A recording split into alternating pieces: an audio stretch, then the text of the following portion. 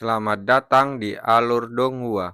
Sebelum mendengarkan, jangan lupa subscribe, like, komen, dan share ya, biar Mimin tambah semangat. Selamat mendengarkan. Beberapa saat kemudian, setelah Long Yijun akhirnya tenang, Senior Nie berkata dengan lantang, "Alam mistik telah resmi berakhir. Sekarang saya akan memilih 3 orang untuk ikut bersama saya ke surga ruh." Para pemimpin sekte dan murid-muridnya menelan ludah dengan gugup. Sesaat kemudian, Senior Nie mendekati kuil inti naga terlebih dahulu dengan bola-bola kristal yang melayang di sekitarnya. "Salam Senior Nie." Long Yijun dan para tetua sekte lainnya memberi salam hormat kepadanya. Senior Nie mengangguk dan berkata, "Pertama dan paling utama, izinkan saya mengucapkan selamat kepada kuil inti naga atas perolehan peringkat pertama di alam mistik. Terima kasih Senior Nie. Namun semua ini berkat usaha para murid kita, terutama murid Yuan, murid kita yang paling baru dan berbakat," kata Long Yijun. "Ya, aku bisa melihatnya." Senior Nie menoleh ke arah Yuan dan melanjutkan dengan senyum di wajahnya. "Apakah kau ingin ikut denganku ke surga ruh anak muda? Kau akan mendapatkan kemampuan untuk memilih salah satu dari 7 akademi ruh yang ingin kau ikuti. Selain itu, kami akan sepenuhnya mendukung jalur kultivasimu dengan memberimu sumber daya yang hampir tak terbatas. Dan kami bahkan dapat menjamin bahwa surga ruh bukanlah pemberhentian terakhirmu. Raja Ruh, tidak, aku jamin selama kau mengikutiku, kau akan mampu mencapai gelar Kaisar Ruh di masa depan." Para peserta lainnya menyaksikan saat Senior Nie mengulurkan tangannya kepada Yuan dengan tatapan iri. Namun yang mengejutkan semua orang, Yuan menggelengkan kepalanya dan berkata, "Terima kasih atas tawarannya Senior Nie, tetapi saya harus menolak tawaran Anda untuk pergi bersama Anda ke surga ruh." Apa?" Senior Nie mengedipkan matanya dengan linglung, tampak seperti tidak percaya. Tentu saja, dia tidak mungkin hanya ditolak begitu saja kan? Long Yijun dan yang lainnya juga tersentak kaget. "Bagaimana mungkin kau menolak? Apakah kau tahu berapa banyak orang yang ingin berada di posisimu sekarang?" seru salah satu bola kristal. "Benar sekali, kamu tidak bisa menolak kesempatan sekali seumur hidup ini. Jika kamu tidak datang ke surga ruh sekarang, siapa tahu kapan kamu akan mendapatkan kesempatan lain." Beberapa waktu kemudian, Senior Nie bertanya kepadanya, "Bolehkah saya menanyakan alasan di balik keputusan Anda?" Yuan mengangguk dengan tenang dan berkata, "Aku masih punya banyak hal yang harus aku lakukan di surga bawah, jadi aku belum bisa pergi. Selain itu, aku ingin naik ke surga ruh dengan kekuatanku sendiri.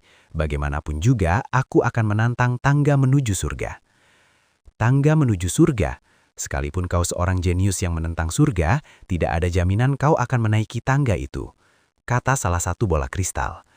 Memang benar, banyak jenius hebat yang gagal, sementara orang-orang yang kurang berbakat justru berhasil. Ini benar-benar acak. Namun jika kami mengajak Anda bersama kami, dijamin Anda akan mencapai puncak. Senior Nie kemudian berkata, "Kau tidak perlu terburu-buru mengambil keputusan, anak muda. Aku bisa tetap berada di surga bawah selama seminggu lagi. Jadi kau punya waktu sebanyak itu untuk memutuskan." Namun Yuan menggelengkan kepalanya dan bersikeras, "Kalian tidak perlu menungguku. Aku sudah mengambil keputusan. Aku tidak akan naik ke surga ruh, bukan sekarang atau dalam seminggu." Ekspresi bingung muncul di wajah Senior Nie. Meskipun dia sangat ingin membawa Yuan bersamanya ke surga ruh, bukan berarti dia bisa memaksanya. Sekalipun dia ingin menyeret Yuan ke surga ruh bersamanya, dia tidak akan bertindak sebegitu tidak tahu malunya bahkan jika itu adalah hal terakhir yang dia lakukan. "Sayang sekali, tapi jika kau tidak mau ikut denganku, aku tidak punya pilihan selain mencari orang lain. Jangan menyesali keputusan ini anak muda." Senior Nie tidak lagi memperhatikan Yuan dan terbang pergi. "Apa? Kau akan membiarkannya lolos begitu saja? Tangkap dia kalau perlu," kata salah satu bola kristal. "Jika kau ingin merebutnya dengan paksa, silahkan saja turun ke sini dan coba sendiri." Senior Nie mendengus dingin. Sementara itu peserta lain menatap Yuan seolah-olah mereka sedang melihat orang bodoh. Orang bodoh macam apa yang mungkin menolak kesempatan seperti itu? Apakah dia tidak peduli dengan karir kultivasinya? Dia bahkan seorang jenius. Sungguh mensia-nyiakan bakatnya. "Sialan," sebuah suara wanita bergema dari bola kristal, mengumpat dengan nada anggun. "Apakah kau yakin tentang ini?" Long Yijun bertanya kepadanya setelah itu. "Aku yakin." Yuan mengangguk tanpa sedikit pun penyesalan di hatinya. Setelah meninggalkan kuil inti naga, Senior Nie pergi ke Istana Langit dan Bumi. Salam Senior Nie. Pemimpin sekte dan murid-murid memberi salam hormat kepadanya. Senior Nie mengangguk sebelum bertoleh dan menatap seseorang di antara kelompok itu. Kamu, siapa namamu? Tanya Senior Nie kepadanya. Kaisar Petir. Pemuda tampan itu menjawab dengan senyum di wajahnya. Kaisar Petir, Senior Nie mengatat alisnya, bertanya-tanya orang tua macam apa yang akan memberi anaknya nama segolok itu. Namun dia tidak terlalu memikirkannya dan mengangguk. Baiklah, apakah kau ikut denganku ke surga ruh? Aku telah melihat bakatmu di alam mistik dan itu memang luar biasa. Aku bersedia, Kaisar Petir langsung menjawab. Bagus, Senior Nie mengangguk sebelum terbang ke lokasi lain. Selamat adik junior Kaisar Petir atas kenaikan pangkatmu. Jangan lupakan kami saat kau pergi ke surga ruh. Murid-murid lainnya segera memberi selamat kepadanya. Terima kasih semuanya. Kaisar Petir membungkuk kepada mereka dengan senyum lebar. Beberapa saat kemudian Senior Nie meminta peserta lain untuk mengikutinya ke surga ruh, dan seperti yang sudah diduga, peserta itu langsung menerima, yang seharusnya merupakan respon normal dalam situasi seperti itu. Sekarang untuk orang ketiga, Senior Nie menyapu kerumunan dengan tatapan yang dalam hingga pandangannya tertuju pada seorang wanita muda cantik. Lalu ia terbang menghampirinya dan bertanya, apakah kau mau ikut denganku ke surga ruh? Hah? Apa kau berbicara denganku? Wang Xieying menunjuk dirinya sendiri ketika menyadari Senior Nie menatap langsung ke arahnya. Ya, kamu, Senior Nie membenarkan dengan anggukan kepalanya. Apakah kau mau ikut denganku ke surga ruh? Senior Nie bertanya lagi kepada Wang Xieying. Wang Xieying terpiam karena dia tidak menyangka akan mendapatkan kesempatan itu. Lalu dia bertoleh kepada Yuan di dalam kejauhan. Meskipun aku sangat ingin tetap di sini dan bermain bersamamu, tetapi aku punya hal yang lebih penting untuk dilakukan, katanya dalam hati. Wang Xieying kembali kepada Senior Nie dan bertanya kepadanya, jika aku pergi ke surga ruh, aku akan bisa memilih sekte untuk bergabung kan? Benar sekali. Kalian bisa bergabung dengan salah satu dari 7 akademi roh, tegasnya.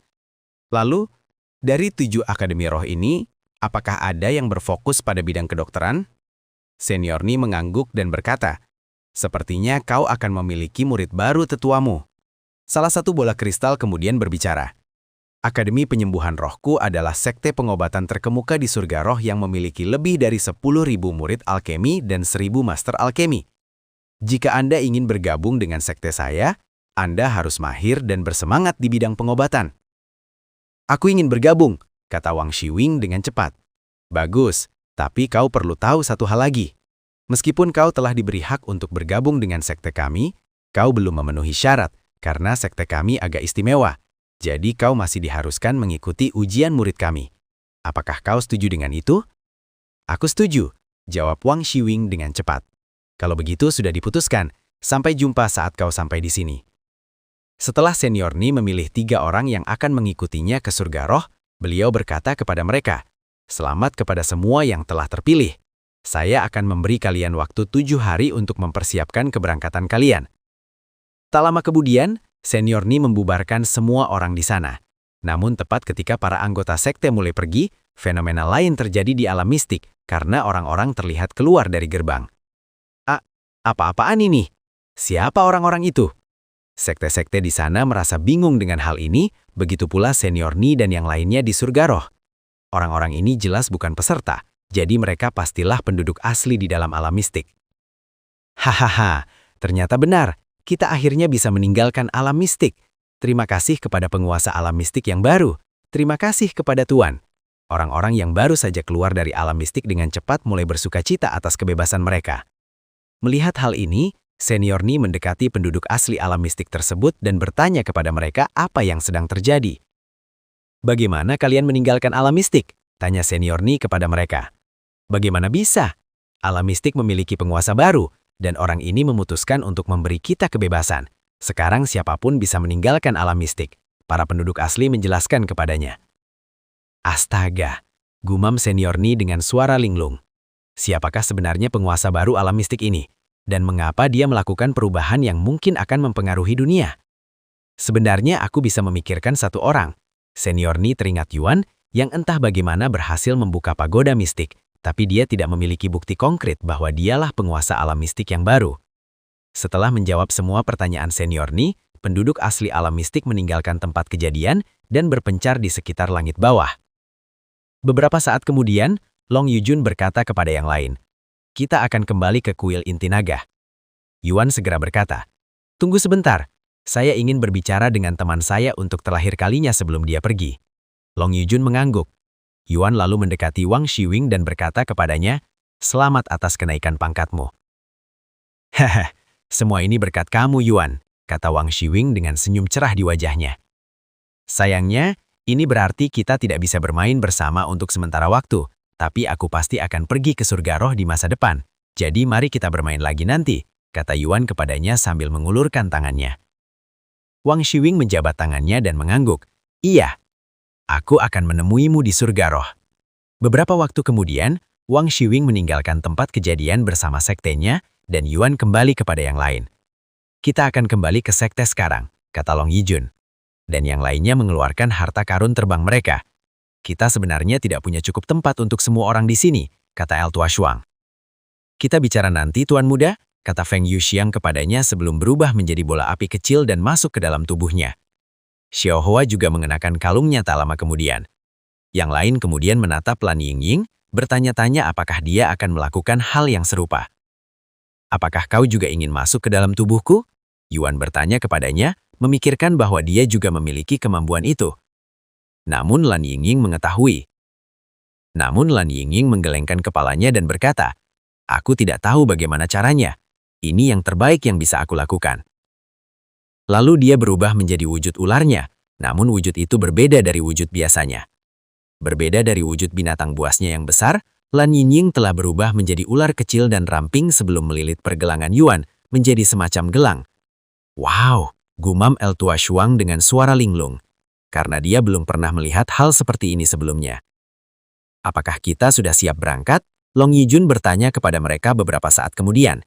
"Iya." Setelah semua orang berada di atas harta karun terbang, mereka lepas landas ke langit dan kembali ke kuil inti naga. Beberapa jam kemudian, mereka tiba di sekte.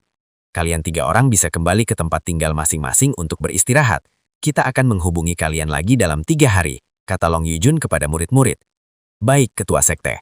Mereka mengangguk. "Kerja bagus di alam mistik kalian semua." "Iya, kerja bagus sekali." "Murid Yuan, mohon tunggu sebentar." Long Yijun menghentikannya tepat saat dia sampai di pintu. Dan dia berkata, "Kuil naga akan terbuka seminggu ke depan." "Aku mengerti, terima kasih ketua sekte," kata Yuan sebelum kembali ke tempat tinggalnya bersama Mei Shu. Setelah para murid pergi, Long Yijun duduk di tempat duduknya dengan lelah. "Sungguh pengalaman yang luar biasa," desaunya. "Tidak hanya alam mistik yang selesai lebih cepat dari yang diperkirakan, tapi semua hal lainnya juga berantakan. Kita akan memiliki banyak pekerjaan yang harus kita lakukan begitu berita ini menyebar," kata El Tua Shuang dengan senyum getir. Dan dia melanjutkan, "Setidaknya kita mendapat juara pertama." Long Yijun menggelengkan kepalanya dan berkata, "Apakah kau benar-benar berpikir orang akan menerima hasilnya? Meskipun mereka tidak mengatakannya langsung kepada kita, akan ada banyak orang yang berpikir kita tidak layak mendapatkan peringkat ini, terutama ketika hasilnya sebegitu meragukan." "Itu benar, 10 juta poin. Aku juga akan mempertanyakannya jika aku berada di posisi mereka." El Tua Shuang menyetujui. "Lalu apa yang bisa kita lakukan saat ini? Kita hanya bisa membuktikan kepada dunia bahwa kita layak menduduki posisi ini," kata Long Yijun dengan ekspresi berwibawa di wajahnya. "Bagaimana cara kita melakukannya?" tanya El Tua Shuang. Pertama, kita akan meningkatkan persyaratan untuk bergabung dengan kuil inti naga. Meskipun kita baru saja mengadakan ujian murid, kita akan mengadakan ujian lagi selagi situasinya masih hangat. Selain itu, meskipun sebagian orang akan mempertanyakan kita, akan ada juga banyak orang yang akan mengagumi kita, kata Long Yizun. Para tetua di sana mengangguk dengan ekspresi serius di wajah mereka. Kuil inti naga tidak akan sama lagi mulai hari ini. Setelah bersiap, Long Yizun dan para tetua sekte tingkat tinggi lainnya mengumpulkan semua murid di kuil inti naga di satu tempat. Tentu saja, Yuan dan 2 peserta alam mistik lainnya dikecualikan dari pertemuan ini. 1 jam kemudian, semua murid yang tersedia di sekte tersebut, terlepas dari apakah mereka sibuk atau tidak, mereka berkumpul di puncak tertinggi, salah satu area terluas di sekte tersebut. Lebih dari 30.000 murid berkumpul di tempat itu. Sebagian besar dari mereka adalah murid pengadilan luar, dan mereka berdiri paling jauh dari panggung tempat Long Yizun dan para tetua lainnya berdiri. Sementara, murid pengadilan dalam dan murid inti mendapatkan tempat duduk terbaik di depan. Setelah berdeham, Long Yizun berbicara dengan suara lantang dan jelas. Kalian pasti bertanya-tanya mengapa aku kembali ke sekte begitu cepat, dan mengapa aku mengumpulkan kalian semua di sini hari ini. Alam mistik telah berakhir lebih cepat dari yang diperkirakan. Ini adalah peristiwa yang belum pernah terjadi. Kedua, saya di sini untuk mengumumkan hasil alam mistik, dan saya dengan senang hati menyatakan bahwa kuil inti naga kita akhirnya berhasil meraih juara pertama lagi setelah bertahun-tahun. Wow! Juara pertama? Mantap sekali! Ribuan murid yang ada di sana langsung bersorak gembira. Dan untuk merayakannya, kami akan memberikan tunjangan tambahan kepada setiap murid selama 10 tahun ke depan. Long Yizun mengumumkan, menyebabkan kegembiraan meluap. Lagi pula, tunjangan yang lebih banyak berarti lebih banyak sumber daya, dan lebih banyak sumber daya berarti mereka dapat berkultivasi sedikit lebih cepat. Dalam 3 hari, saya akan memperkenalkan 3 murid yang membantu kita mencapai prestasi ini, jadi pastikan kalian siap saat itu. Setelah menyampaikan pidato singkat, Long Yizun menyerahkan panggung kepada para tetua sekte dan menghilang dari tempat kejadian untuk mempersiapkan hal-hal lain. Sementara itu, di dalam tempat tinggal Yuan, Yuan berkata kepada yang lain, "Kalian bisa keluar sekarang." Semenit kemudian, Feng Yuxiang keluar dari dadanya dan Xiao Hua keluar dari kalungnya. Akhirnya, Lan Yingying melepaskan diri dari pergelangan Yuan dan kembali berubah menjadi manusia. Setelah semua orang hadir, Yuan berkata, "Sekarang mari kita saling memperkenalkan diri." "Aku duluan," kata Feng Yuxiang, lalu melanjutkan, "Namaku Feng Yuxiang. Dulu aku bekerja sebagai pemilik toko di pasar Phoenix Emas, dan sekarang aku adalah pelayan setia Tuan Muda. Oh, aku juga seekor binatang suci, seekor Phoenix." Seekor Phoenix? Lan Yingying mengangkat alisnya. Ini adalah pertama kalinya dia bertemu dengan binatang suci lain selain kakek dan ayahnya. Meishu melanjutkan, "Namaku Meishu, dan aku semacam pengasuh untuk Yuan. Kita juga sudah saling kenal sejak kecil." Xiao Hua. Xiao Hua memberikan perkenalan singkat. "Senang bertemu dengan kalian semua. Namaku Lan Yingying, dan aku berasal dari alam mistik. Sama seperti Nona Feng, aku adalah binatang suci, ular suci tepatnya." Lan Yingying kemudian memperkenalkan diri. "Ular ilahi ya? Ular jenis apa kau?" tanya Feng Yuxiang padanya. "Aku tidak begitu yakin," kata Lan Yingying. "Jadi, apakah kau memiliki kemampuan khusus?" "Aku bisa memanggil api putih yang disebut api suci," katanya. "Api putih? Aku belum pernah mendengar kemampuan seperti itu sebelumnya." Feng Yuxiang menggelengkan kepalanya. "Bagaimana kau bertemu dengan kakak Yuan?" Xiao Hua bertanya tiba-tiba dengan tatapan tajam. "Aku bertemu dengannya secara kebetulan di tablet masterku sebelumnya," kata Lan Yingying. "Izinkan aku menjelaskan," kata Yuan. Dan dia mulai menjelaskan seluruh pengalamannya di alam mistik hingga dia sampai di pagoda mistik. "Tidak bisa dipercaya. Tak sangka kau harus berlawan dengan begitu banyak iblis di alam mistik." Feng Yuxiang bergumam dengan suara lalang bingung. Meskipun Meishu memberitahunya tentang Yuan membunuh iblis, dia tidak tahu bahwa Yuan harus berlawan dengan begitu banyak iblis. "Oleh karena itu, dari mana Anda mempelajari teknik penyegelan iblis, Tuan Muda?" tanya Feng Yuxiang. "Aku mempelajarinya di toko teknik," kata Yuan. "Toko teknik?" Xiao Hua teringat toko teknik misterius yang memiliki Raja Roh yang menyambut tamu di intermasuk toko. "Bagaimanapun, setelah tiba di pagoda mistik, kami pergi ke lantai tertinggi, di mana kami menemukan formasi teleportasi yang tiba-tiba memindahkan kami ke tempat mitos yang disebut Kota Naga," Yuan berkata sambil melanjutkan ceritanya. Kemudian dia mulai mengingat kembali semua yang telah terjadi di Kota Naga kuno, dan bagaimana dia berhasil mendapatkan esensi darah leluhur naga. "Esensi darah leluhur naga?" seru Feng Yuxiang dengan terkejut setelah mendengarnya. Tampak benar-benar bingung. "Tuan Muda, yang Anda maksud dengan leluhur naga itu apakah leluhur naga itu?" tanya Feng Yuxiang dengan suara bergetar. Yuan mengangkat alisnya dan berkata, "Hah? Apakah kau mengenal leluhur naga?" "Jika itu leluhur naga yang sama yang kau bicarakan, tentu saja aku mengenalnya." "Oh, tapi bukan berarti aku mengenalnya secara pribadi. Dia hanya sangat terkenal di alam surga atas," kata Feng Yuxiang. "Oh, ceritakan lebih lanjut," kata Yuan.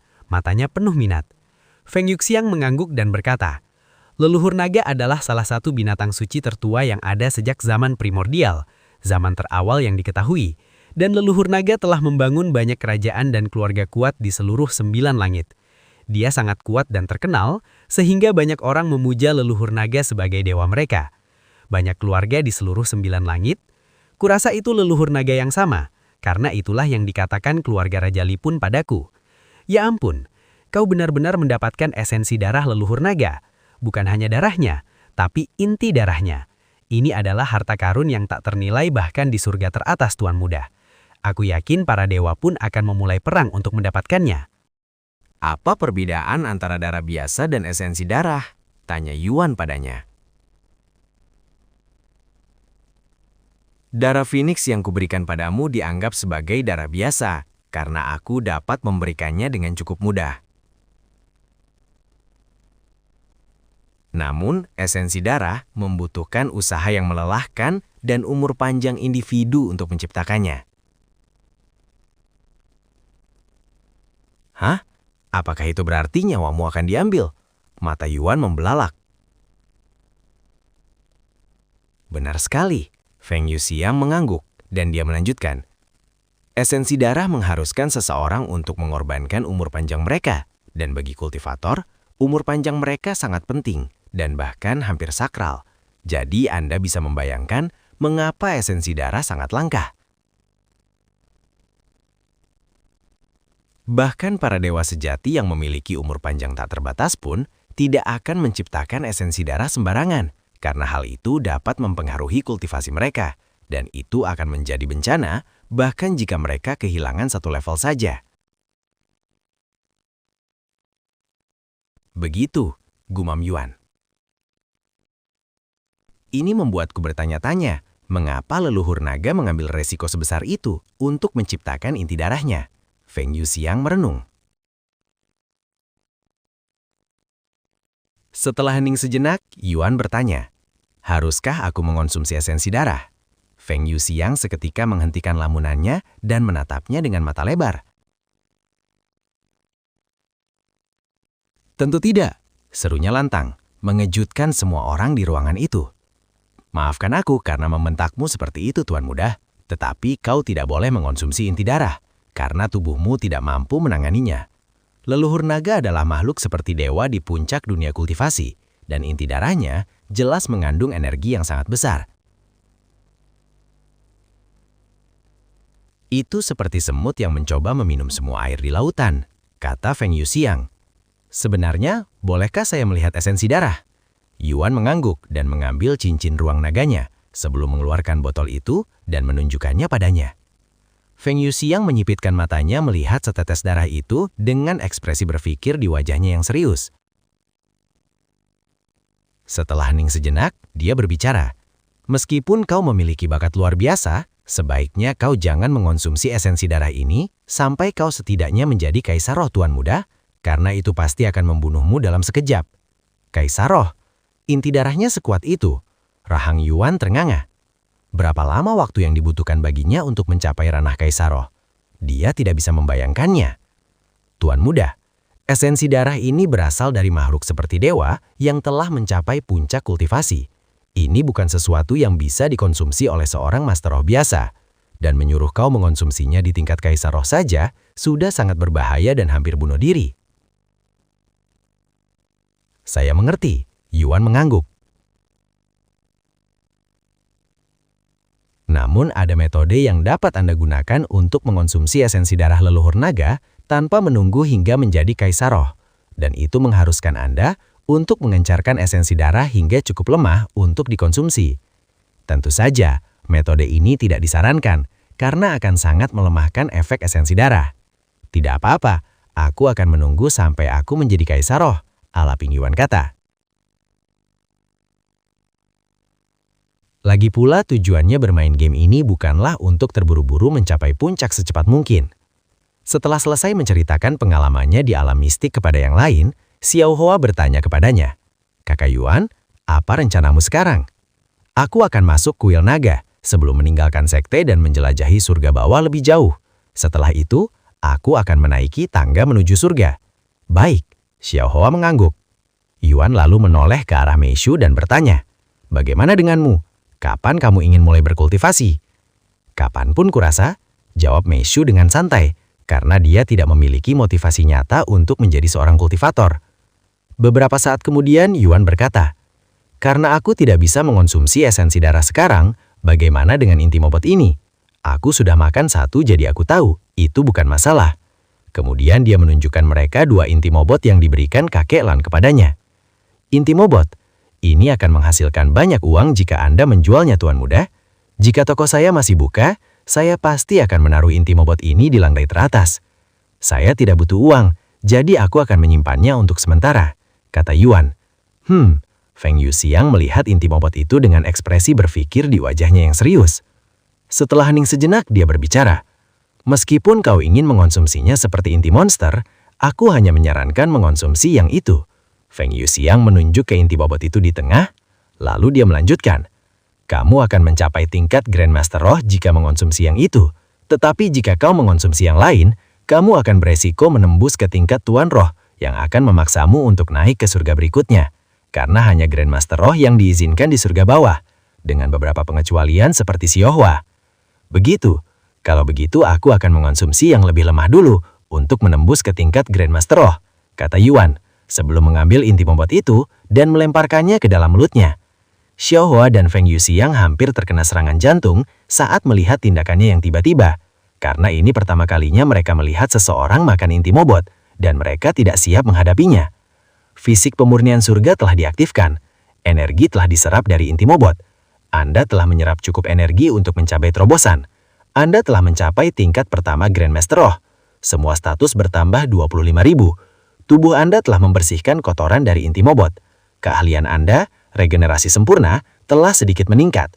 Anda telah menyerap cukup energi untuk mencapai terobosan. Anda telah mencapai tingkat kedua Grandmaster Roh. Semua status bertambah 26.000. Anda telah menyerap cukup energi untuk mencapai terobosan. Anda telah mencapai tingkat ketiga Grandmaster Roh. Semua status bertambah 27.000. Kultivasi Yuan meroket hingga mencapai tingkat Grandmaster Roh tingkat ketiga setelah mengonsumsi inti bobot itu. Yang Tuhan, Tuan Muda, Anda hampir mencapai levelku, bergumam Feng Yuxiang dengan suara terkiak saat aura Grandmaster Roh memancar dari badan Yuan. Sebenarnya, jika kau mengonsumsi inti bobot yang lain, kamu pasti akan melampauiku. Tetapi jika kau melakukan itu, Yuan tersenyum dan berkata, aku akan menyimpan inti bobot itu untuk nanti.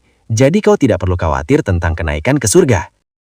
Beberapa saat kemudian, Yuan berkata, aku akan beristirahat sejenak sebelum memasuki kuil naga.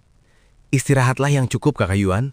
Kau pantas mendapatkannya, kata Xiaohua kepadanya sebelum kembali mengenakan kalungnya. Aku permisi juga, Tuan Muda. Hubungi kami jika Anda membutuhkan sesuatu, kata Feng Yuxiang. Terima kasih atas segalanya.